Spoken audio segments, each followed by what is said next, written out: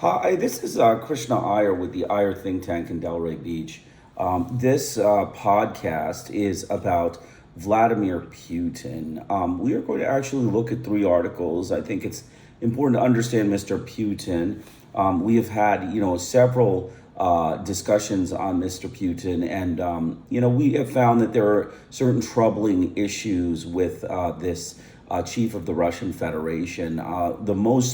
Most important of which is the enforced disappearances that Mr. Putin has been doing in his wars that he has been waging across, the European subcontinent. He has enforced, hundreds of thousands of people in Chechnya.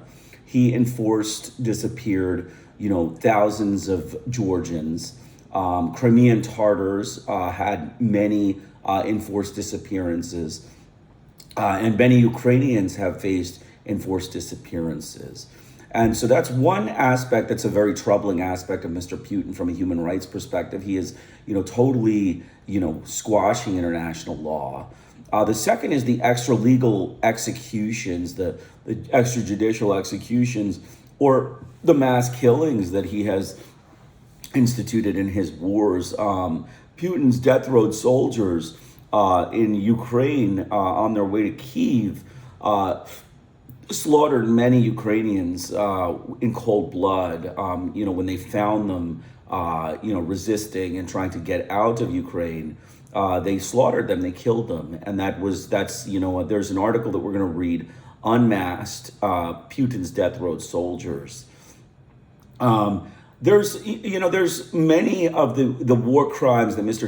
Putin has committed. Many of the humanitarian war crimes that Mr. Putin has committed are, clearly crimes that I think a lot of the Western hegemony commits as well. I mean, I think that, many of the, not many, but, the United States in particular, the more competitive bureaucracy when it comes to superpower is the United States. The United States also commits these crimes. I mean, we've seen them commit these crimes in Iraq and Afghanistan and now in Iran and, in all over the world. The U.S. is committing war crime after war crime. And, with impunity, I think they like Putin in the sense that they get away with their war crimes because Putin can get away with his war crimes. And they've, basically used every international body like the United Nations, the International Criminal Court, the European Court of Justice is kind of a just a propaganda, human rights propaganda story. They've turned it into a human rights propaganda story than actually a legal organization that's allowed to, create problems or call you a criminal, like a war criminal. I mean, that's a problematic situation when you have bureaucracies that are, immediately ready to go to war at any notice against a sovereign power. Like, for instance, Iran. They went to war with Iran, and now we're in a position where the U.S. can rely on Kyiv's war, Russia's war with Ukraine, to avoid from, causing, having any war criminal charges. I mean, Donald Trump is a war criminal. He needs to be charged at the Hague, on the International Criminal Court, and all the courts with, this war crime against the people of Iran. I mean, he has, unnecessarily in an unprovoked way, with the crime of aggression, invaded Iran, and now he's committed war crime after war crime. The, Manab school bombing, the multiple school bombings that, the Iranians have faced are, examples of these war crimes that Donald Trump has committed. And he is using Mr. Putin's laxity in human rights. And that's why it's important for us to understand everybody involved in this nexus of human rights abuse.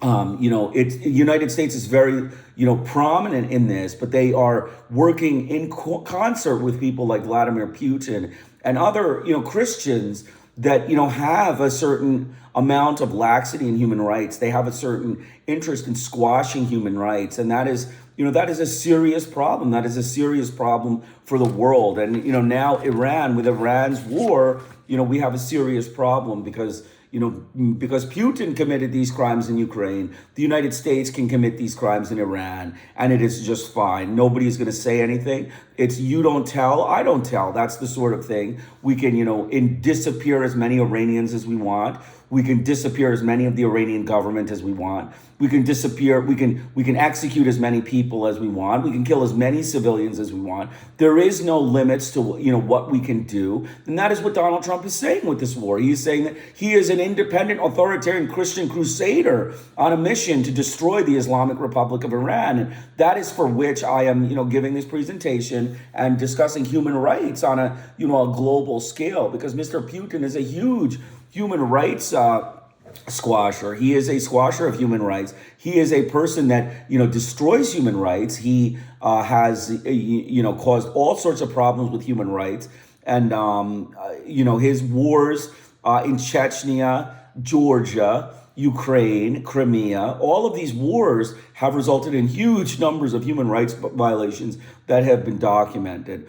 So we should, understand that this is a complex situation. And, though we lay blame on one government or one group of people, we must not forget all of the nexus that's involved in these criminal activities. And at the height of the nexus, I believe, is the United States government. I believe the United States government is at the height of this nexus. They are, the vicious killers of Christianity that, seek to destroy all colored people and hide behind a veil of Western hegemony and whiteness to avoid accounting for their crimes against humanity and their criminal behaviors to colored people that they have exerted over and over in the past.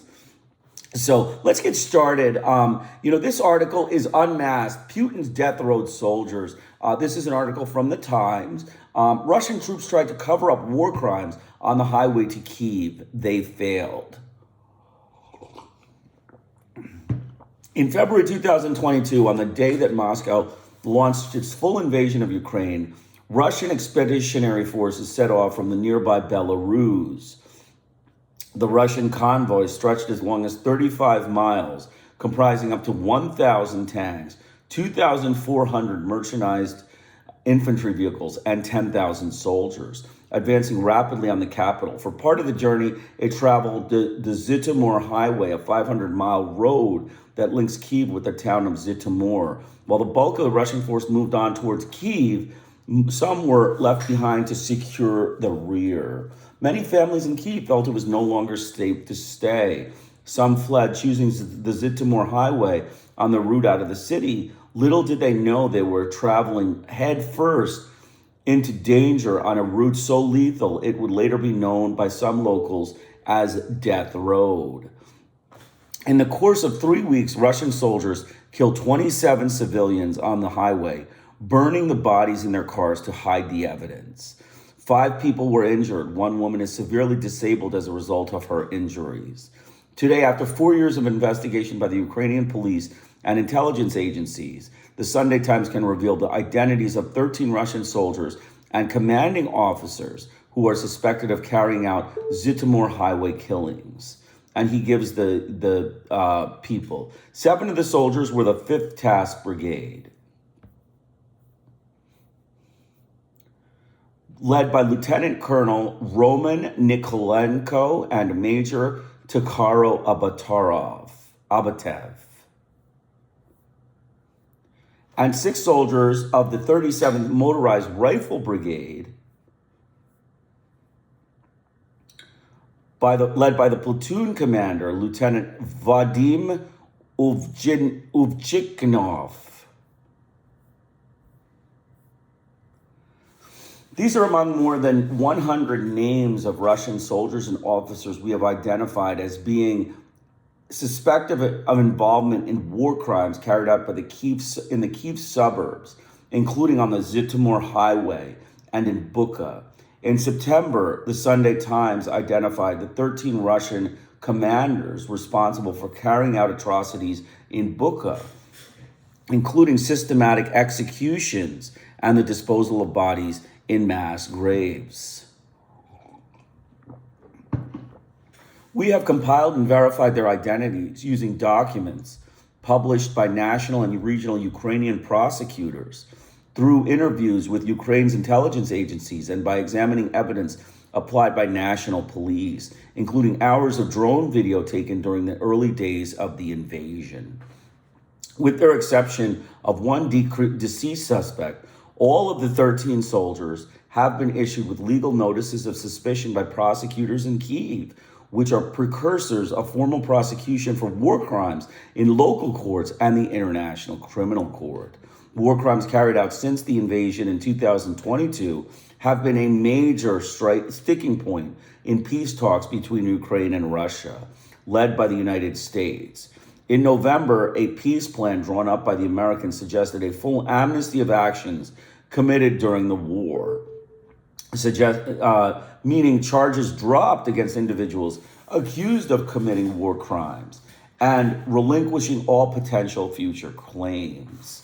President Zelensky refused, saying his country could never forgive Russia for the horrors inflicted upon its people. Negotiations continued last week. A source from Ukraine's military intelligence service said every branch of the country's security operations was working to identify Russian war criminals. The people are a continued threat to the safety of Ukraine, the source said, killed as they fled.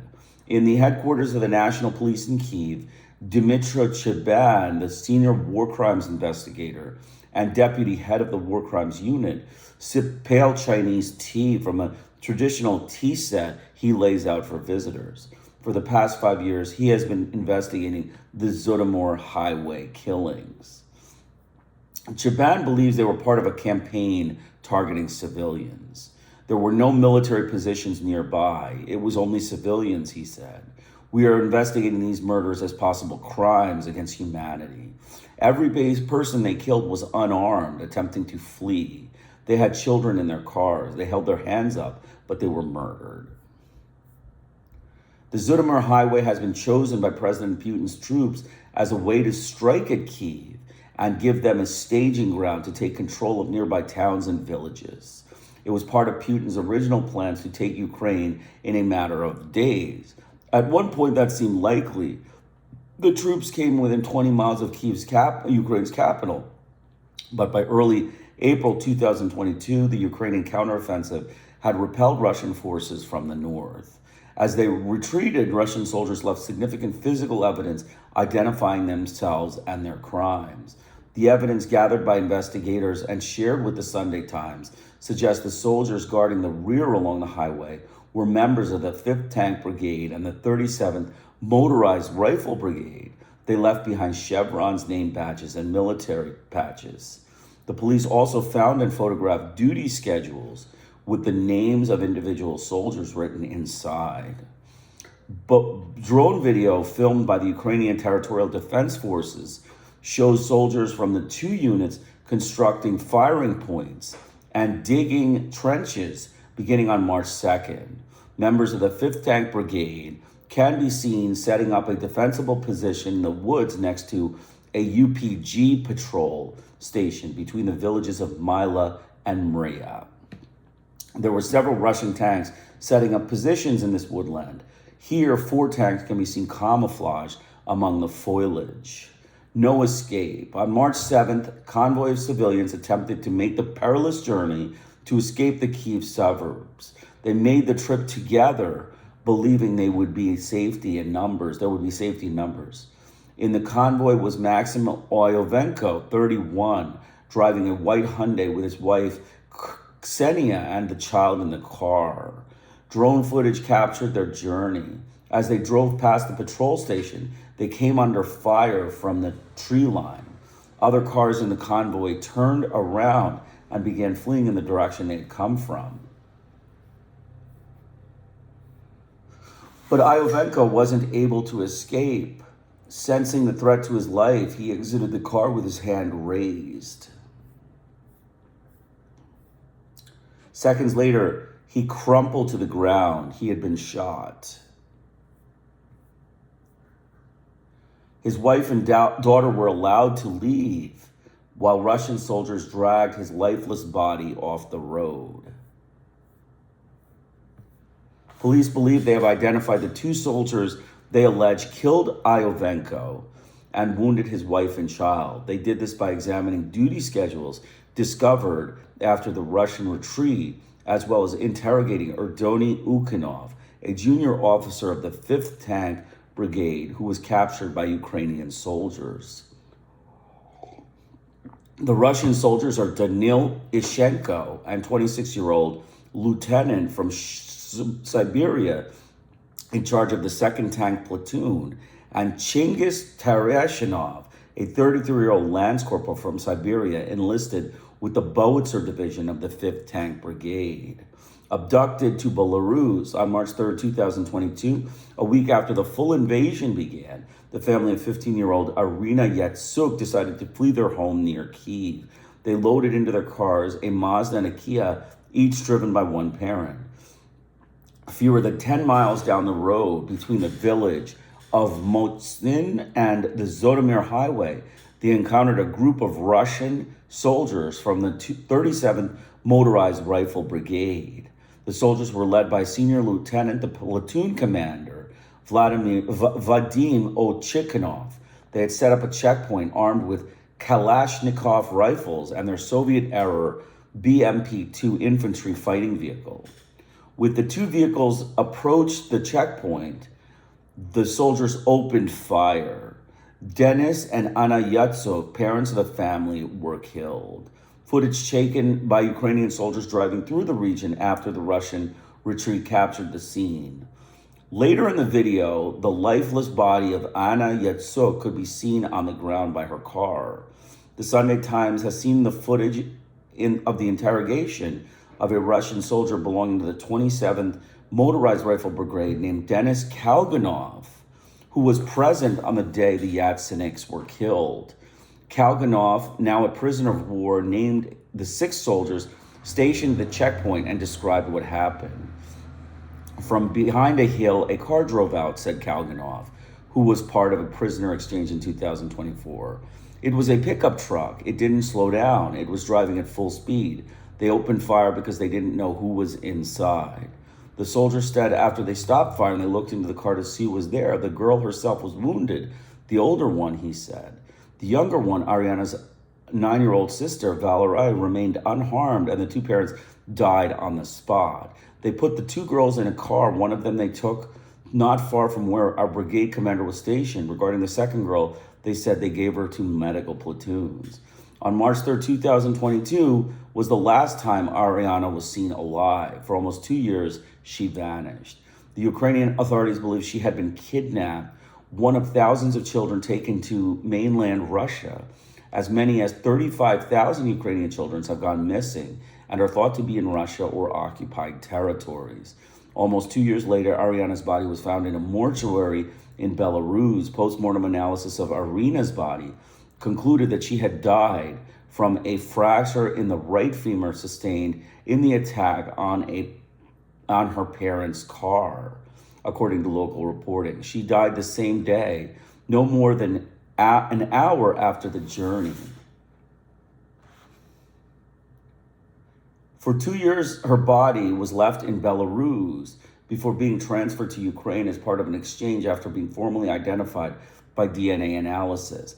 Her younger sister, Valeria, was taken to a nearby village where locals found her standing by the road. She was later adopted by her aunt and uncle who live in Poland and is receiving psychological support. The cover-up, Chiban, the war crimes investigator, says Russian servicemen attempted to cover their tracks on the Zhytomyr Highway by destroying vehicles. This is the scorched car belonging to Ochin Stotsky. As the couple were fleeing with their young daughter on March 4th, they came under heavy gunfire. Serhiy managed to get out of the car badly wounded, but with his daughter. It was too late for Alina. A video filmed by the investigators, Alina's charred remains are just visible in the back seat.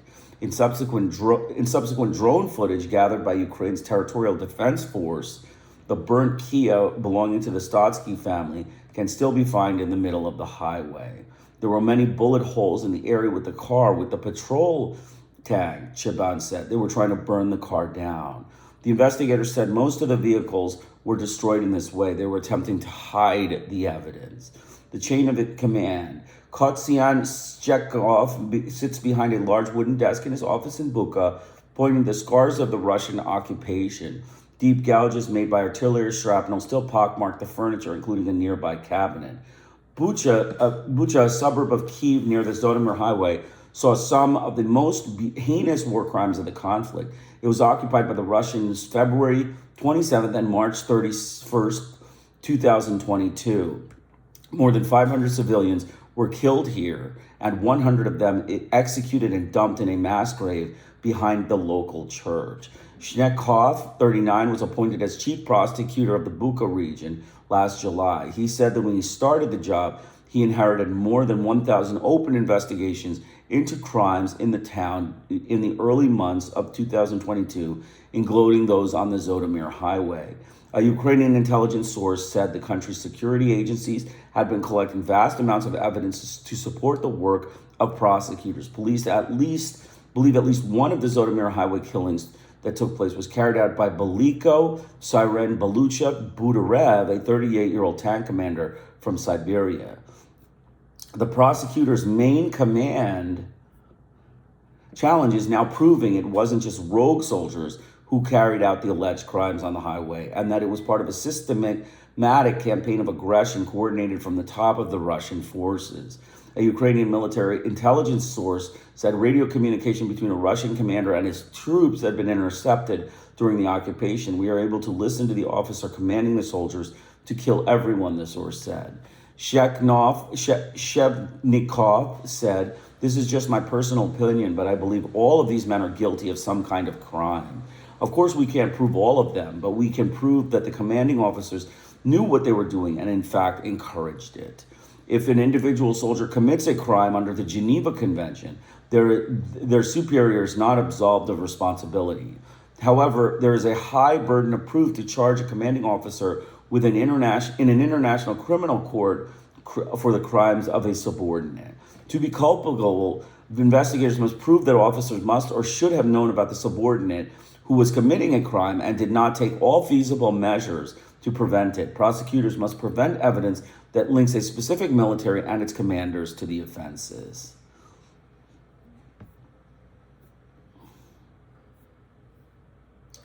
During the murders on the Zhytomyr Highway, it was Abatev who Ukrainian police believe gave the orders to execute civilians. They said at least one survivor who escaped positively identified the officer at the scene giving orders to his troops. Ukhanov, the prisoner of war who gave evidence to Ukrainian police, told investigators that during the execution, Lieutenant Colonel Nikolenko was in direct command of their position. For Shevnikov, there is no question of culpability of Russian commanders. The enemy forces have demonstrated incredible levels of discipline, he said. I believe there's no crime committed by the Russian soldiers that the Russian commanders would not have been aware of. To date, about a dozen rank-and-file soldiers have been convicted in absentia of crimes committed in and around the Bucha region. But Shvedvikov believes they will all ultimately face justice, even if it takes years.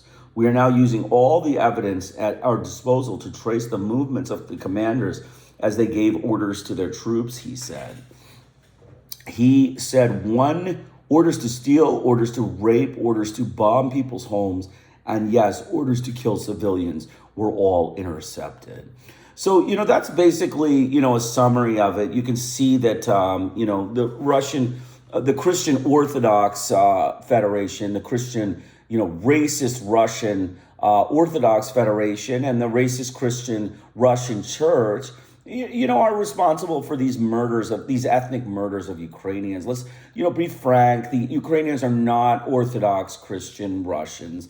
They are not part of the Russian Orthodox Church. And so these are, ethnic Ukrainians, and they are worthy of murder. They're worthy of murder and ethnic cleansing at the hands of the Russian Federation. And that is what went on here. That is what Vladimir Putin has been doing. He has been, systematically purging all of the ethnic people who are not members of the Russian Orthodox Christian Church and murdering them with impunity. And that is how the United States does its dirty work as well. They murder people, except they don't use they use religion as a whole. They're kind of beacon of Christianity, but they murder Muslims, they murder Buddhists, they murder Hindus, they murder all sorts of Hispanic, indigenous people. They are genocidal butchers as well, racist, Ku Klux Klan terrorist American government, similar to the Russian Federation's murderous campaign against the ethnic people who are not members of the Christian Russian Orthodox Church. So let's continue with one more article, Capable of Anything, how the 99 apartment bombings explain Putin's rise and regime. Washington, the first apartment bombing building to come down was in Buynaks, a Russian garrison town on the border with the breakaway Republic of Chechnya, where Islamic insurgents had fought the Kremlin to stand still in a brutal 2-year war. They were thought to be responsible for the Buynasky bomb, which had been placed inside a car and ripped through a building housing Russian border guards on September 4th, 1999. 64 people died. 5 days later, a bomb was detonated in the basement of an apartment building in the working class district of Moscow, Petrachiki, killing 106. It's like hell underneath, a first responder would say of looking at survivors in the rubble. 4 days after that, another Moscow neighborhood car bomb took 119 lives. After the bomb went off in Volgorod, a southern city there, 17 died. In all, more than 300 people died in the apartment bombings, a tragedy that many believe that changed the course of Russia, putting it on a trajectory toward authoritarianism and aggression, both of which have been the spotlight of this world stage as Russian invasion of Ukraine now enters its second week. In the time of the bombings, the country's new prime minister was a former intelligence agent who had been utterly unknown to most Russians. The prime minister vowed to find the Chechen insurgents he had said doubtlessly committed the bombings, which sowed terror across the land. The Kremlin would not rest until the perpetrators were brought to justice. We'll wipe them out in the S house, the tough new prime minister vowed. His name was Vladimir Putin. The apartment bombings of the fall of 1999 would cement Putin's grip on a country that had grown increasingly aimless and chaotic under President Boris Yeltsin, who was frequently drunk at public events. But to some questions about whether Russia's own security services were involved in the apartment bombings constitute the original sin whose stain Putin has never bothered to erase. There is no serious doubt that Putin came to power as the result of an act of terror against his own people, said David Satter, who has investigated the apartment bombings perhaps more thoroughly than any other Western journalist. Someone capable of such a crime is capable of anything, Satter told Yahoo News in a telephone conversation from Paris. And the proper attitude towards him is deterrence, not partnership. In the wake of horrifying bombings, Russia rallied around Putin. Using their bombings as a pretext, Putin launched the Second Chechen War, which would turn out to be longer and more brutal than the first. In an op-ed published in the New York Times the following fall titled Why We Must Act, Putin asked American readers to envision a terrorist attack in Washington or New York. Hundreds perish in an explosion at the Watergate or an apartment complex on Manhattan's West Side. He described his decision to send troops back to Chechnya as one he'd made reluctantly. When he stepped down on December 31st, 1999, appointing Putin as his successor, the new president, enjoying goodwill stemming from the new Chechen campaign, moved up an election to be held in June to March, giving the liberal opposition little time to prepare. It didn't seem to matter, though, in either Russia or the West. Putin was seen as a savior, one with some discomfortingly authoritarian tendencies, but on the whole, oriented toward the twin beacons of democracy and capitalism. 2 decades later, Putin's critics are calling him a war criminal for his unprovoked invasion of Ukraine, which has become a sovereign nation since the dissolution of the Soviet Union. Ukrainians claim to have slain thousands of Russian soldiers and international observers have confirmed hundreds of civilian deaths, with the civilian total to be far higher given the missiles and artillery that have rained down on Ukrainian cities.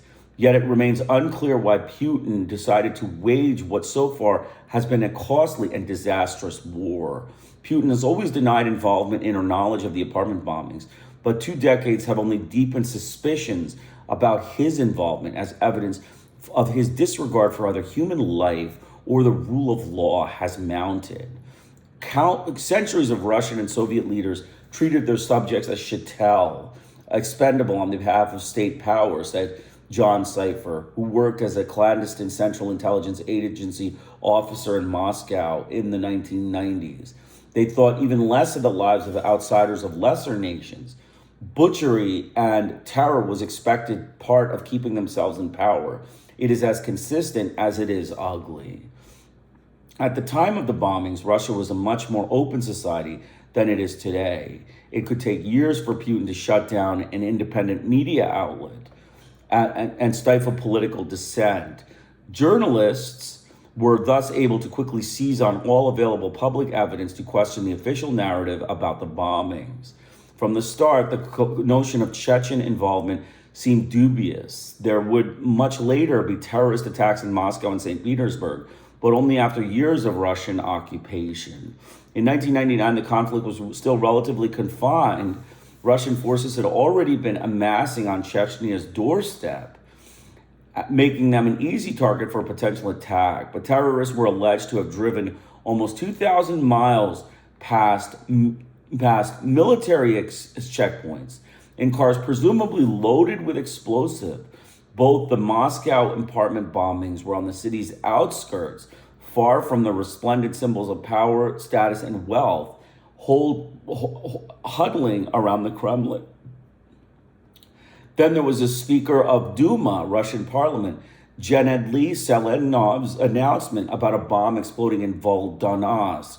Such a bomb would explode 3 days after a relayed news of the blast. Attempts to question Selenov proved fruitless. The most damning evidence of Russian involvement, however, came from Ryazan, an ancient city steeped in Russian history not far from Moscow. On the evening of September 22nd, Russian residents in the apartment building there saw a suspicious Lada sedan on the street below, a license plate crudely altered with a piece of paper. Responding officers of the local police found a bomb in the basement. It had been made with hexogen, a military-grade explosive, known in the West as RDX, that was only available, according to Satter, at a heavily guarded factory in the Ural Mountains, to which Chechen insurgents could not have gained access. These details were largely lost in the breathless reporting about a foiled terror attack. The following night, an aerial assault of Grozny, the Chechen capital, in what would prove to be the first salvo of the Second Chechen War. Until we win, he said, and we will win. Only it soon became clear that Chechens had nothing to do with the foiled Ryazan bombing. The officers in the FSB, the post-Soviet version of the KGB, were arrested for the bombing, leading FSB chief and Putin ally Nikolai Patrushev to fumble as an excuse. It was not an explosion somebody foiled. It was a security training exercise, he claimed. The sacks contained only sugar. There were no explosives inside. If so, nobody had told Ryazan's own FSB office. This announcement came as a surprise to us. Officials there said in the kind of sharp dissent from the Kremlin line that would soon become taboo in Russia. There was never an official investigation into the bombings, and Russian society as a whole moved on. Putin, though, remained the same cold-blooded authoritarian some thought had emerged on those September mornings when families shifted through the rubble looking for loved ones. If it can ever be determined beyond a shadow of a doubt that Putin and Patrushev orchestrated these bombings in a pretext to launch the Second Chechen War and also Putin's national political career, then the entire edifice of this regime rests atop of Russian corpses, says Michael Weiss, a longtime Russia observer who told Yahoo News that he is certain, like the journalist Satter, that Putin was behind the apartment bombing. So you can see, the Russian Chief, Vladimir Putin was behind the apartment bombings that was the pretext to launch the Second Chechen War, a war that was a brutal war in which, Putin disappeared hundreds and thousands of Chechens. He murdered and executed thousands of Chechens. He had, hundreds of rapes performed in that war. That was a brutal war against the Chechen people. And, it goes to show you that Russia and Putin consolidated his power on a criminal basis. They reconstituted his power on the basis of a criminal, apartment bombing that, allowed the Russian people to be very, worried or shocked at the presence of, terrorists that were from Chechnya, and they rallied behind them. It's kind of similar to George Bush. In a way, it's similar to the fact that the United States people rallied behind George Bush to a large extent when George Bush, faced the terrorist attacks of 9/11 and, decided that Saddam Hussein needed to go. He was a chemical weapons person. It was all lies. We know it was all lies. Bush made the whole thing up. He was a reckless, Texas Ranger style Christian crusader that, caused mass graves in Iraq. And, that war is not forgotten. So it's similar to that. Putin has done the same thing. He consolidated his power on the basis of a mass casualty campaign against his own people. He slaughtered his own people and then came to power. That's not unusual. That is not unusual. I have to say that, in the world we find that happen. But, the bottom line is that, the fact that there was a Chechen war and resulted in hundreds and thousands of enforced disappearances and human rights violations and war crimes is the reason why Putin goes down as, a member of the Christian Russian Federation of, mass murdering, genocidal ethnic cleansers of the Russian government. I mean, this is, he goes down as, a terrible, terrible, unethical individual, that is a genocider of, Chechnya. And that's what he goes down as. That's what we should all remember him as his war criminal, as the war criminal of Chechnya. And that's an important point. Let's continue with the last article I have, which is Declassified UK, when Tony Blair backed Putin's brutal war. Tony Blair and Vladimir Putin struck up an extraordinary bond in the early 2000s as Russia engaged in a destructive military campaign in Chechnya that was similar to its war in Ukraine. The Blair government increased export licenses to controlled equipment by Russia by 550% as Putin attacked Chechnya. Exports included components for surface-to-air missiles, assault rifles, and enriched uranium. As human rights groups condemned Putin's atrocities in Chechnya, Blair said it was so important that we support Russia in our action against terrorism. Blair told journalist Anna Politkovskaya, "It is my job as Prime Minister to like Mr. Putin." British oil interests were behind Blair's support for Putin, UK officials said. After Vladimir Putin became the president of Russia in 2000, the number of export licenses granted by the UK government for equipment with potential military use jumped to 550% over 6 years, Declassified has found. At the time, Putin was waging a brutal war in the breakaway province of Chechnya in Russia's northern Caucasus, involving atrocities which were condemned by human rights groups around the world. Many of the campaign's tactics were analogous to Putin's current attack on Ukraine with the Battle of Grozny in 2000, similar in ferocity to the ongoing assault in Mariupol.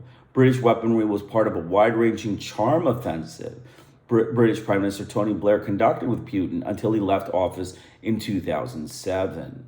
The basis of it was securing Russian oil for UK corporation BP.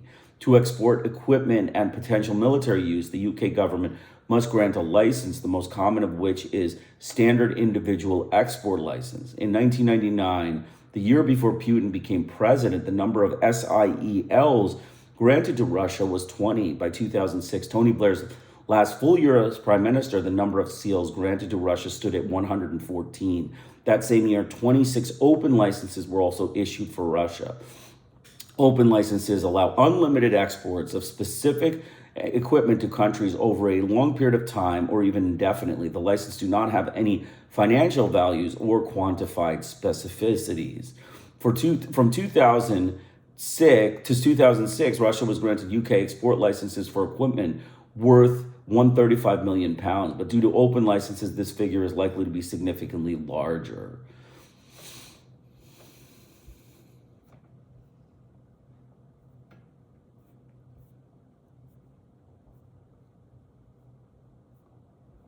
These exports included sensitive equipment, such as software for the development of nuclear reactors, alongside materials containing depleted uranium and enriched uranium. Weapons exported to Putin's Russia in the period also included small arms such as shotguns, assault rifles, revolvers, and semi-automatic pistols. Components for heavy weaponry such as surface-to-air and air-to-air missiles and military utility vessels and explosives were also approved. Only 10 applications for licenses from Russia in the period, or 2%, were refused by the UK, according to official records.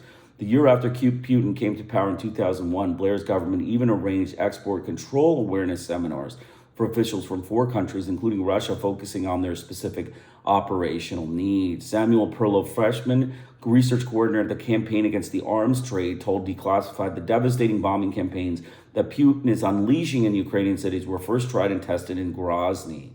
But in contrast to today, the UK government under Tony Blair supported these atrocities as anti-terrorism and assisted them with arms supplies. He added, while geopolitical relations have shifted, the willingness of the UK to turn to arm autocratic regimes when it suits its interests, even as they destroy cities and slaughter civilians, has not, as its continuing support for the brutal Saudi war on Yemen shows. Vladimir Putin, a former KGB agent, became Russia's prime minister in August 1999. In the same month, his government began an air campaign in Chechnya with the stated aim of wiping out separatist Islamist militants. In September, a series of terrorist attacks on apartment buildings across Russia killed more than 300 people and helped Putin solidify his grip on power. Some have speculated that Putin himself was behind the attacks. The following month, Putin announced that Russian troops would initiate a land invasion of Chechnya. The resulting war would continue for a decade and become notorious for its ferocity and widespread human rights abuses. Putin was promoted to acting president on New Year's Day 2000, and immediately atrocities in Chechnya picked up. The next month, Russian forces bombed the village of Katyr-Yurt, including a civilian convoy under white flags, killing 363 civilians. The close relationship between the UK Prime Minister and the Russian president began weeks when Blair made a whistle-stop visit to St. Petersburg to help Putin get elected in Russia's upcoming presidential election. The Guardian reported, amid widespread reports of Russian atrocities in the Caucasus, the British Prime Minister's visit attracted withering criticism from human rights activists. It added, the move was also to be exploited as a valuable campaign material by Mr. Putin's election strategists. Mr. Blair was unapologetic about the visit. We have always made clear our concerns over Chechnya and any question of human rights abuses there, though it is important to realize that Chechnya isn't Kosovo, he said, before adding, the Russians have been subjected to really severe terrorist attacks. Declassified previously revealed that Foreign Office notes made for Blair's 2000 visit to St. Petersburg did not mention the war in Chechnya, with Blair instead asked to lobby on the behalf of BP. Human Rights Watch said of Blair's trip, this is absolutely the wrong signal to be sending at a time when war crimes are being committed with impunity by Russian forces in Chechnya. The group added there are mass execution of civilians, arbitrary detention of Chechen males, systematic beatings, torture, and on occasion, rape. There is the absolutely systematic and rampant looting of Chechen homes by Russian troops. These acts need to be condemned publicly in the strongest terms. A strong and modern Russia. After winning the March 2000 election, Putin made London his first port of calling for the following month. The Independent noted that the visit was Putin's rewarding Blair's stance on Chechnya, adding the British Prime Minister rush to embrace Vladimir Putin had been risky and almost indecent in its haste. An AFP report titled Putin Zips Through London Winning Support from Blair Despite Chechnya noted, Putin was warmly welcomed by Tony Blair, the British Prime Minister rolling out the red carpet for his guest at Downing Street. The Russian leader also gained an audience with Queen Elizabeth II and he even found time to court British business leaders and urge them to invest in his new Russia. Around 150 demonstrators gathered opposite Downing Street as Putin arrived by car into the red carpet reception. A delegation from Amnesty International carried placards reading, "End human rights abuse in Chechnya and don't duck Chechnya, Tony." Vladimir Putin is a leader who is ready to embrace a new relationship with the European Union and the United States, Blair said. He wants a strong and modern Russia and a strong relationship with the West. "I want Russia and the West to work together to promote stability and peace." Blair added, "There is no doubt that all he talks our language is on reform. There's no doubt at all that he talks our language on reform. My job as prime minister." A year later, Russian investigative journalist Anna Politkovskaya was in London and went to the event at London Press Club, which Blair was also attending. Politkovskaya, who is publishing groundbreaking work on Russian atrocities in Chechnya, used the opportunity to question him as he sat at his table with spokesman Alastair Campbell. "The response of the Prime Minister of Great Britain to my inquiry regarding the nature of the affection for Putin was brief but comprehensive," she wrote. He replied, "It was my job as Prime Minister to like Mr. Putin, and that was that. What was to be said?" Politkovskaya was later murdered in a contract-style killing in 2006. In December 2001, Putin was in London as his war cabinet in Chechnya continued. This time, Blair was even more robust in his defense of the Russian leader's military operation. The Daily Telegraph published an article titled, "Blair Supports Putin's War Against Chechnya." It noted that Blair's delighted the Russians by drawing a parallel between a terrorist atrocity in Moscow and the September 11th attacks. Blair comments, the paper noted, was calculated to bolster Russia's president, Vladimir Putin, in his battle to tame the rebellious Chechen Republic on Russia's southern border. An agreement was even struck between Putin and Blair to create a working group in which the M16 officers will sit down with their old adversaries in Russian intelligence to exchange information on world terrorism. Important that we support Russia. The high point of Blair's support for war in Chechnya came in June 2003 when the Russian president was invited for the first state visit of a Russian leader of Britain since 1974. Human Rights Watch again called for Blair to press for an end to abuses and to ensure the accountability of those implicated in rights violation. The group said that the situation in Chechnya was worsening at the time of Putin's visit, with 60 people being disappeared every month. Russian officials also recently admitted that the existence of 49 mass graves containing the remains of almost 3,000 people. In the build-up to the visit, Blair had said he would mention Chechnya in the talks, but he added, "It is important that we support Russian interaction against terrorism." However, the Foreign Office told Declassified it has no briefing notes from Putin's state visit to the UK in 2003, so it is impossible to know if Blair indeed did bring up the war in Chechnya. At the time, British officials admitted that oil, gas, and long-term energy strategy lie at the root of British Prime Minister Blair's extraordinary dogged courting of Russian leader Vladimir Putin. 2 months after Putin's state visit to Britain, his government approved the BP's merger with larger company TNK in a deal worth $6.75 billion, the largest ever foreign investment in Russia. It established the new oil company TNK BP, which would be Russia's third target. Blair's courting of Putin as the war in Chechnya raged continues right up until he stepped down as prime minister. In 2006, The Times noted, Tony Blair has lavished constant praise on President Vladimir Putin. They have been filmed in softly lit venues in London and Moscow. They have exchanged presents. The wives have been photographed together. Blair has mentioned him with affectionate warmth. Later the same year, Blair's last full year as prime minister, it was reported that Blair had again failed to confront Putin over his human rights record. So Tony Blair did not reply for a request to comment.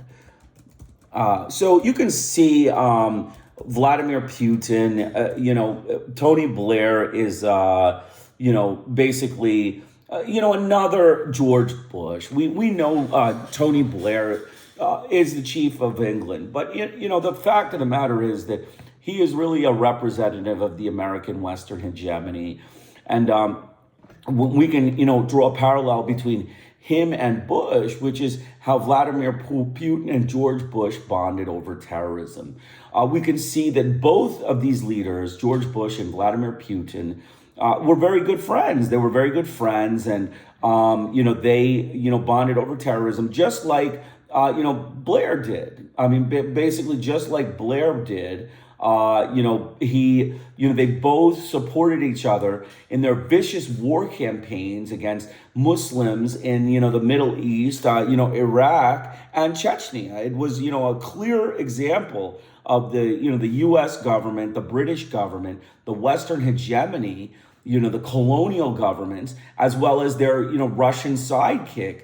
All of the Christian crusaders, the Western Christian crusaders, were on missions here to, mass murder people. And in Chechnya, Putin did it. Putin did it in Chechnya, presumably using the Chechen security forces to murder the civilians in Chechnya and, cause mass graves, killing of civilians, targeting of civilians, bombardment, kidnappings, enforced disappearances, extralegal executions, all of that stuff, similar to what George Bush did in the war in Iraq.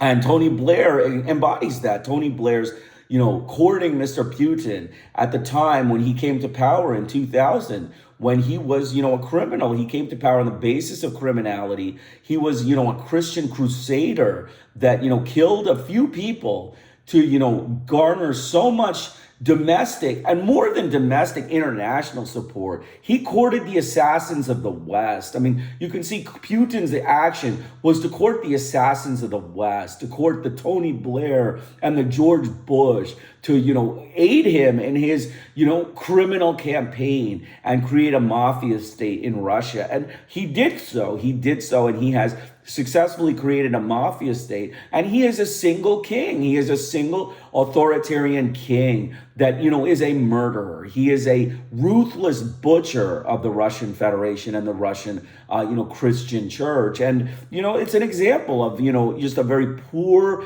example that the United States and Britain set by endorsing Mr. Putin in the 2000s through their, vicious campaigns of terror that they had in the Middle East.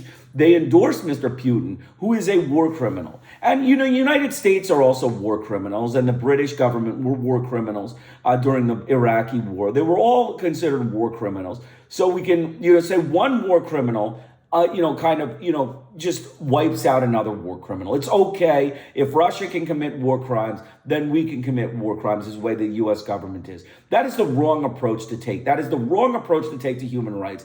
The U.S. government are a bunch of Ku Klux Klan terrorists. They need to be tried for these Iranian actions. They need to be tried for their, war in Iran, their racist, their racist Christian crusade against the Islamic Republic of Iran. Donald Trump needs to be charged with the International Criminal Court for crimes against humanity. Otherwise, this kind of thing will continue. This human rights abuse and, neglect, this abuse and, offset by Russia and the United States will continue for millennia over. And there will be millions of people murdered by these vicious campaigns of Christianity, these vicious Christian, gangsters, these vicious Christian hoodlums, Donald Trump and Vladimir Putin. So we need to understand the racism, the mass murder campaigns of these two people. We read 3 articles. One was the apartment bombings. The apartment bombings showed very clearly that Putin, created the bombings for the sake of coming to power. The second was the declassified UK and Tony Blair, and the third was the Zlotomir Highway and the execution of Ukrainian civilians by the Russian forces in the Ukraine war. And, this is just one podcast. I will have one of these once a week. I hope you can comment on my statements. I hope you can comment on how you think about what I am stating and, my perspectives. I'm very strong minded in terms of understanding what is happening. And I do believe that, most of these people are criminals that, really deserve international imprisonment. and that's the only way to fix the problems. But I wish to hear other options or other ways of looking at these things, because I think it's helpful to also understand other people's perspective. So I hope you have a good day. This is Krishna Iyer with the Iyer Think Tank. Please, come to my show tomorrow. It'll be on, a variety of topics. So we'll talk about a variety of things. Have a great day. Krishna Iyer with the Iyer Think Tank in Delray Beach.